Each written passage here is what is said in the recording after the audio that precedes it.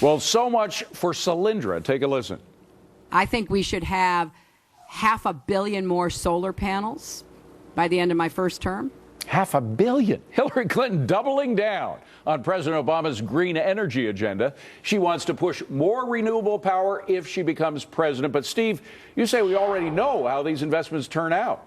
Well, that's right, David. This plan deserves to go the way of her emails. It's simply what you might say a crude attempt, no pun intended, to buy votes in the Iowa caucuses. Iowa's already given us an ethanol disaster. We don't need any more. We have a clean energy, David. It's called natural gas.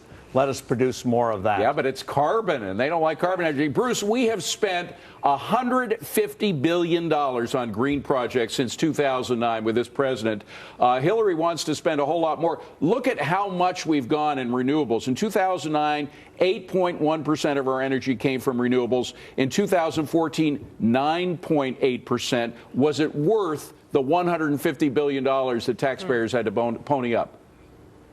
Well, she has not been clear on how she wants to finance it. I think that's a fair point. But I mean, in Iowa, they've seen successful ventures with wind turbines and things You're like from that. And Iowa, I don't think there's anything. I am from Iowa, Burlington, Iowa, a proud card-carrying member. But I think there is a little bit of pandering here. But in Iowa, in the Des Moines area, there's an emerging biotech sector. And I think that, you know, diversifying our sources of energy, it's not a bad idea.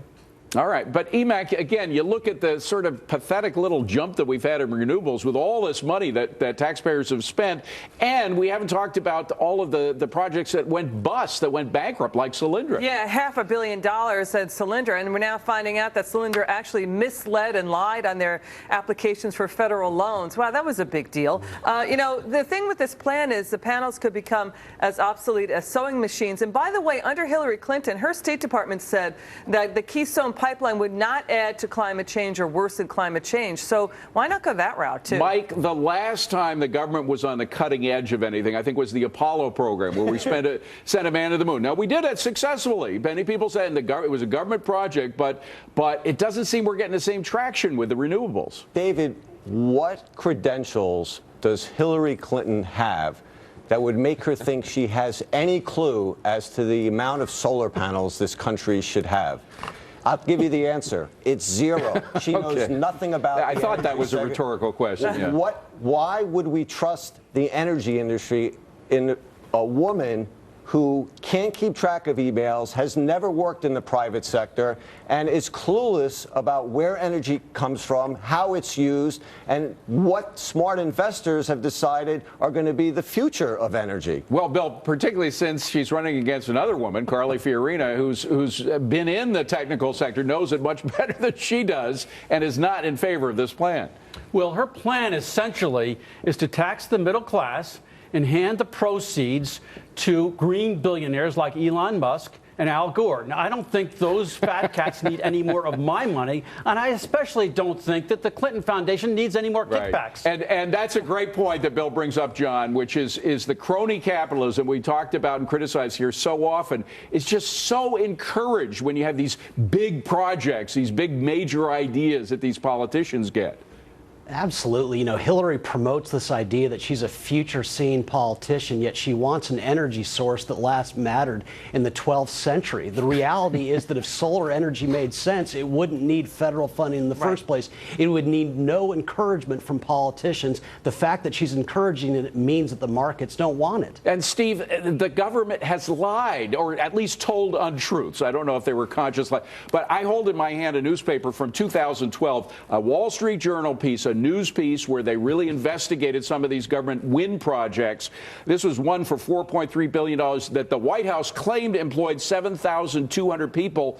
In fact, they went to every one of those projects and found there were only 300 in total. 7,200 was a claim, 300 was the actual.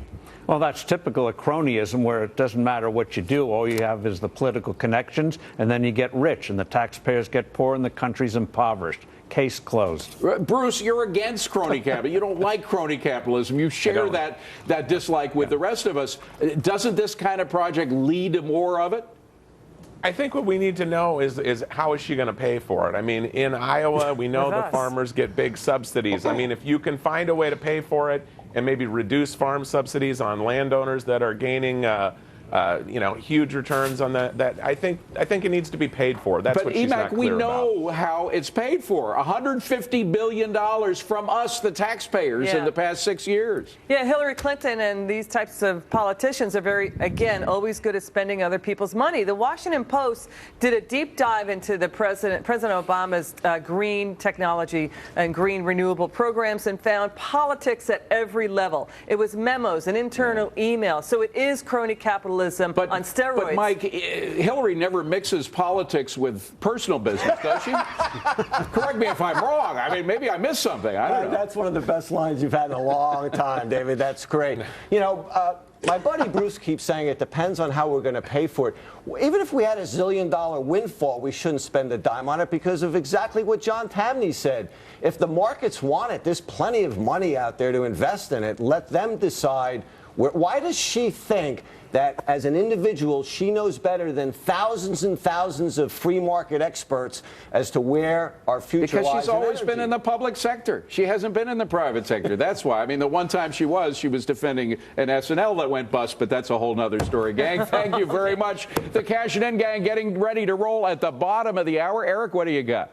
Hey, David, how safe are you at your job? This week's on-air shooting raising questions about what companies can do to better protect employees in the workplace. Plus, the father of a hero who stopped a terror attack says we need to stop being too PC and call terrorists what they are. If he can say it, why can't the White House? See you at 11:30. Powerful stuff, Eric. Thank you very much. We'll be watching. But up here first, drones armed with tasers? Well, maybe.